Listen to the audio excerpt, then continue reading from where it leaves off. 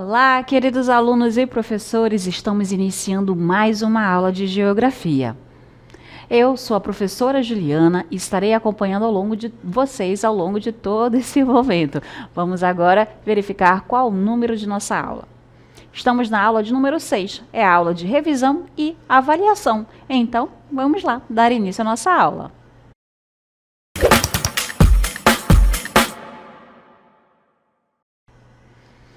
A nossa aula ela vai trazer os principais, na verdade, pontos que a gente abordou ao longo das nossas unidades de geografia. A gente vai fazer um passado pelas regionalizações do Brasil e depois a gente vai conversar um pouco sobre o processo agrário e também da pecuária aqui no nosso território. A gente começa destacando as principais formas de regionalização do Brasil, a oficial e as não oficiais. Começando pela oficial, que é a região administrativa, a regionalização feita pelo IBGE, o Instituto Brasileiro de Geografia e Estatística. Olha só, temos aqui então o Brasil dividido em 5 macro-regiões. As regiões que vocês estão identificando é o Norte, Nordeste, Sudeste, Sul e Centro-Oeste. Essa regionalização ela está em vigor desde 1988 e ela vem atualizando um pouco o território, mas mantém essa divisão desde então dos nossos estados. Então, temos 7 estados na região norte, 9 estados na região nordeste, 3 estados mais o Distrito Federal na região centro-oeste, 4 estados na região sudeste e 3 estados que compõem, então, a região sul. Temos aí os 26 estados e o Distrito Federal distribuídos e regionalizados em nosso território pelo IBGE. O IBGE é o órgão responsável por essa divisão. Ele analisou os critérios físicos, econômicos, históricos e fez, então, essa distribuição do nosso território. Essa é a nossa regionalização oficial. Temos agora a divisão geoeconômica.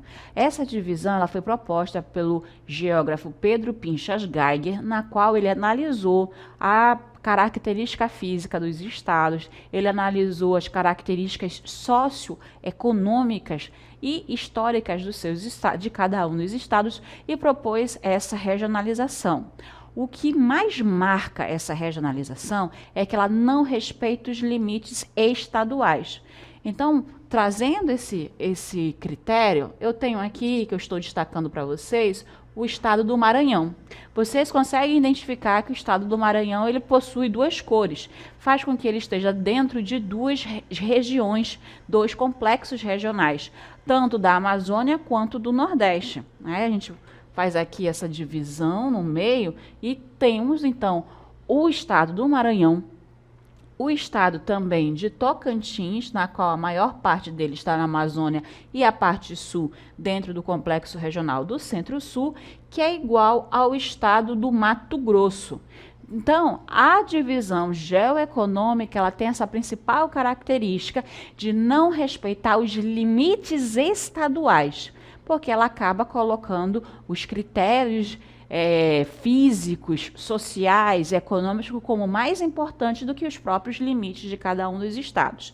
Na divisão geoeconômica, eu tenho 3 grandes regiões, 3 grandes complexos regionais, o da Amazônia, o Nordeste e também o Centro-Sul.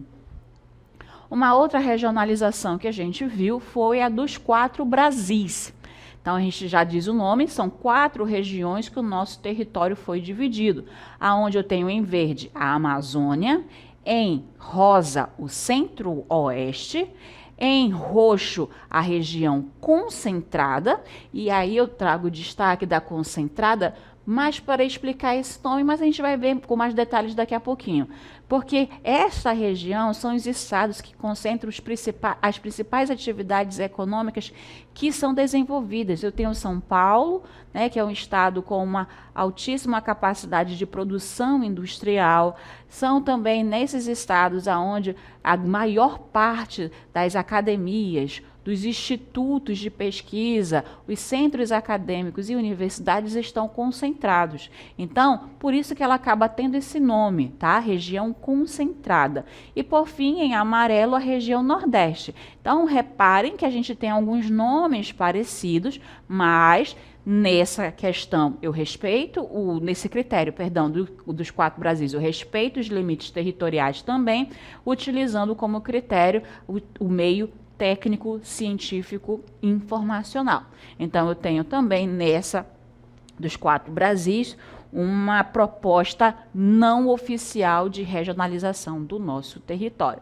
E aí eu trago vocês aqui comigo para a gente falar novamente sobre a divisão regional oficial do Brasil, que é essa daqui, a qual está ao meu lado, aonde eu tenho o Brasil dividido em 5 grandes regiões. Então, o norte em verde, nordeste em laranja, o centro-oeste em amarelo, o sudeste em rosa e, por fim, a região sul em roxo. Essas regiões vão utilizar os nossos estados, como a gente vai visualizar essa divisão agora. Nessa divisão estadual, a gente consegue ver, enxergar bem quais são os estados que compõem cada uma dessas regiões. 5 regiões e elas têm a sua divisão.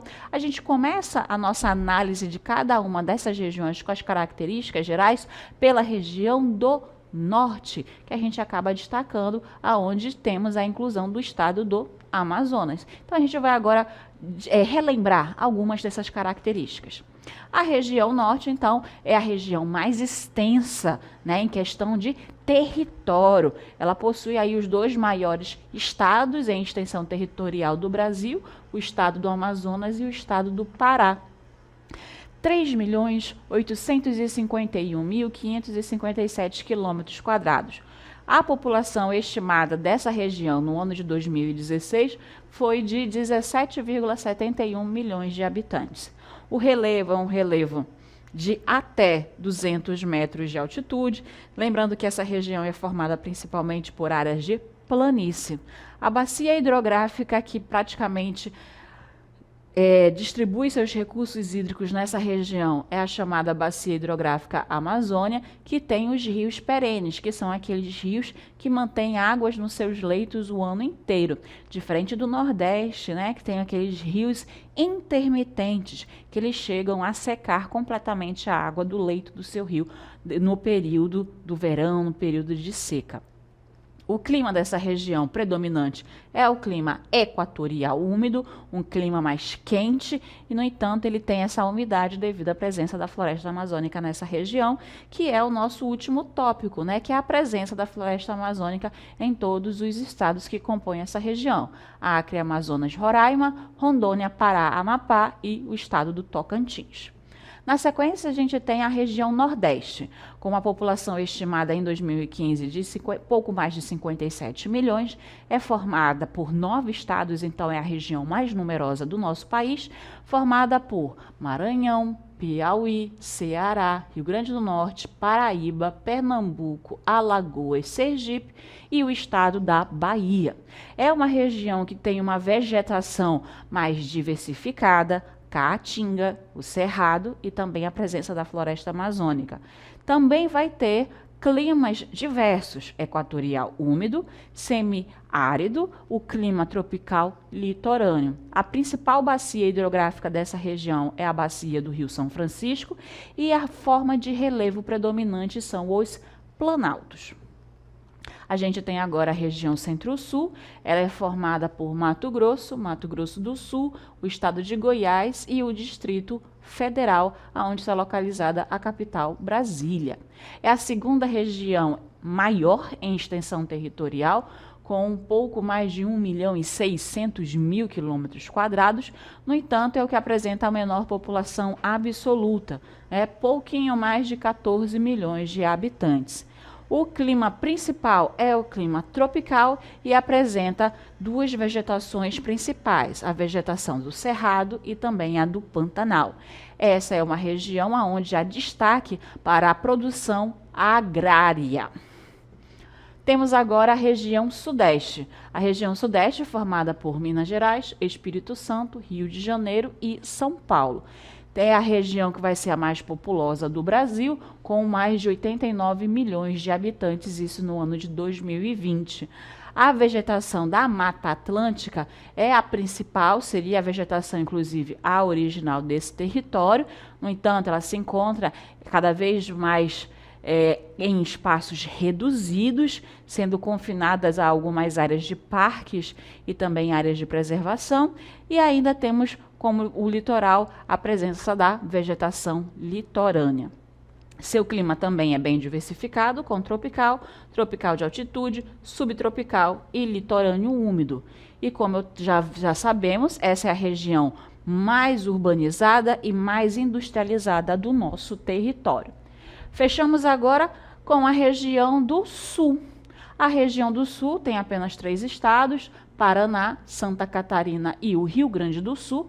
É a região que apresenta os melhores índices socioeconômicos do Brasil, tem uma população de quase 30 milhões de habitantes, isso no IBGE de 2019, e tem também uma vegetação diversificada, com campos, Mata Atlântica e a Mata das Araucárias. Temos um clima predominante, ou seja, o clima que mais aparece nessa região é o clima subtropical e é formado por rios extensos e caudalosos, ou seja, muito volumosos. E esses rios, devido a essa característica, acaba também sendo muito bom para a produção de energia elétrica. A gente vai agora falar sobre as regionalizações não oficiais do Brasil, que são 2, a gente já passou por elas, que são os complexos regionais e os 4 Brasis. Começando então pelos complexos regionais ou regiões geoeconômicas, a gente sabe, né, que foi quem quem executou essa regionalização foi o geógrafo Pedro Pinchas Geiger, isso lá no ano de 1967. E ele foi, então, analisando as características históricas e econômicas. Como é que foi, então, a colonização, o processo de ocupação daquele território? Quais são as principais atividades econômicas que ali são desenvolvidas?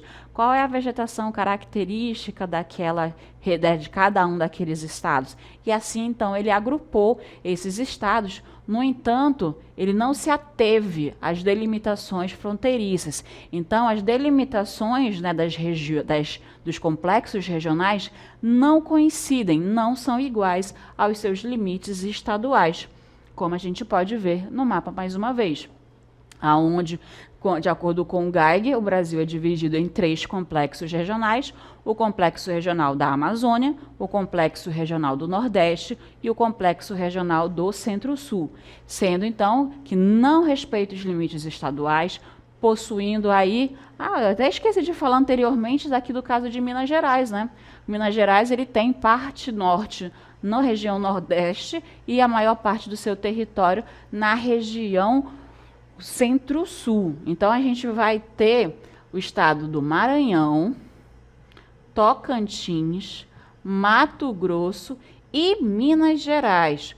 4 estados estão fogem à delimitação normal, que seria das suas fronteiras estaduais.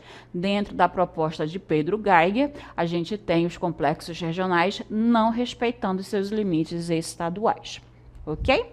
Passamos agora aos 4 Brasis. Também foi proposta por outros geógrafos, o Milton Santos e a Maria Laura Silveira, isso já no ano de 2000, aonde eles dividiram o Brasil em 4 grandes regiões: Amazônia, Centro-Oeste, Concentrada e o Nordeste.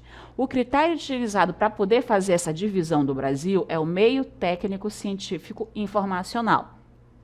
Então, quanto de informação e finanças são irradiadas? Irradiadas é quando saem, né, de determinado local. Então, se a gente analisar essa região chamada concentrada, ela acaba concentrando justamente essas informações aonde se está o processo de pesquisa, de desenvolvimento, os processos tecnológicos e também as atividades financeiras estão concentradas principalmente nessa região, por isso o nome concentrada. As outras regiões acabam tendo outras informações que vão agrupá-las entre si. Aqui na Amazônia já diz o nome da região, a presença da Amazônia acaba então agrupando esses estados, que aí a gente pode ver que excluiu apenas o estado de Tocantins da região do IBGE. Temos aí praticamente o Nordeste igual, que foi a primeira região a ser colonizada do nosso território, e temos aqui a região do Centro-Oeste do nosso território. Ok? E a gente passa a falar agora da atividade da agricultura e pecuária que ocorreu no Brasil. Essas atividades começaram a ser desenvolvidas a partir do século XVI, quando se iniciou o processo de ocupação de colonização europeia do nosso território. Houve, então, essa introdução da agricultura e também da pecuária, que a gente vai ver daqui a pouco, durante esse período do Brasil colonial. Se tem destaque a agricultura pela aplicação do sistema de plantations, onde eu tenho grandes propriedades monocultoras, tendo a sua produção voltada para o mercado externo. O primeiro cultivo que entrou nesse sistema de plantation foi a cana-de-açúcar na área do litoral nordestino.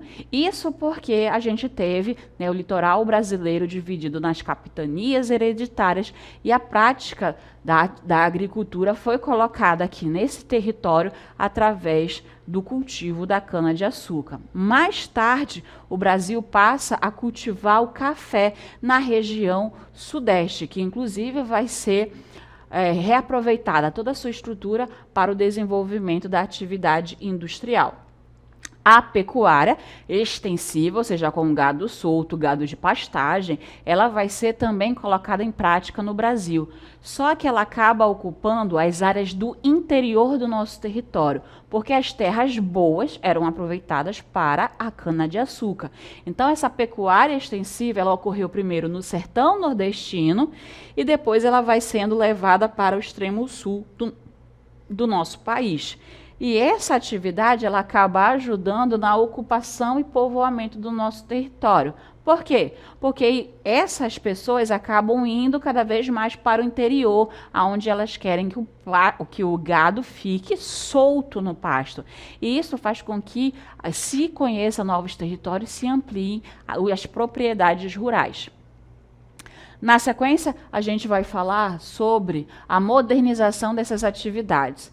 Esse processo, é claro, assim, a gente está pulando os principais pontos de como se começou e agora um dos momentos em que se mudou a prática dessas atividades. Na década de 1960, o Brasil ele passou por essas transformações devido à chamada Revolução Verde. A Revolução Verde ela buscava aumentar a produtividade do campo através das tecnologias avançadas. Então, começou-se a ter a presença de fertilizantes, pesticidas, a agricultura mecanizada, então trazendo as máquinas para o campo, os tratores, as colheitadeiras, e ainda mais atual, a gente vai ter inclusive o uso de sementes melhoradas. Então, a gente tem aí as pesquisas transformando, né, geneticamente essas sementes para elas ficarem mais fortes, serem mais imunes às pragas que acontecem nas plantações. E isso fez com que houvesse uma maior produtividade no campo. A área cultivada acabou se expandindo, né, porque se viu, então, cada vez atividade rentável, necessitou-se, então, de mais áreas para que pudessem ser colocadas na atividade da agricultura. Temos o destaque de 2 cultivos, a soja e o milho, que são produzidos no sistema de larga escala, como no plantation. Essa modernização que ocorreu no campo leva-se, por consequência, ao aumento da produção, tanto agrícola quanto a pecuária, porque vai se colocar também máquinas e também processos, técnicas que desenvolvam o gado de melhor qualidade no nosso território. E é justamente essa característica que faz de hoje o Brasil ser um país agroexportador, tá bom? Ele é um exportador um dos maiores exportadores do setor primário, da agricultura e pecuária, principalmente no mundo. Só que o desenvolvimento dessas duas atividades principais trouxeram problemas econômicos e sociais. Por quê? Porque ela fez com que houvesse a intensificação do processo do êxodo rural. Porque como as máquinas foram para o campo, muitas pessoas, essa mão de obra, perdeu o seu espaço no campo para a máquina. Eles acabam indo para as cidades em busca de melhores condições de vida, fazendo esse movimento do campo para a cidade, chamamos de êxodo rural. Os grandes proprietários que querem lucrar cada vez mais, o que acaba aumentando a concentração fundiária, a concentração de terras, para que eles possam ter uma maior escala de produção e tendo por consequência um maior lucro. Só que isso também gera impactos ambientais, porque as áreas desmatadas acabam cada vez maiores. E isso pode levar, né, à devastação da Amazônia, como é o caso da expansão da fronteira agrícola que vem ocorrendo em direção à Amazônia e que chamamos do arco do desmatamento. Nessa primeira imagem, no Brasil em verde, a gente tem em destaque os estados do Pará, do Mato Grosso, de Rondônia e do Acre. Mas reparem ainda que a gente tem aqui uma porção do território do estado do Amazonas. Isso quer dizer que a gente está vendo esse movimento aqui da agricultura, da pecuária, estar indo em direção à Amazônia, porque nos estados do norte é onde temos a maior presença da floresta amazônica. Se o espaço agrário vai para lá, cada vez mais para lá, desmatando, retirando essa vegetação, faz com que a gente perca essa cobertura vegetal. E aí vai trazer diversos problemas, principalmente climáticos, devido aí tirou a cobertura vegetal, podemos ter aumento da temperatura, menos chuvas, o processo de evapotranspiração vai influenciar os rios voadores, que podem acabar influenciando também o processo do ciclo hidrológico. Finalizamos aqui, então, os destaques dos principais pontos das aulas.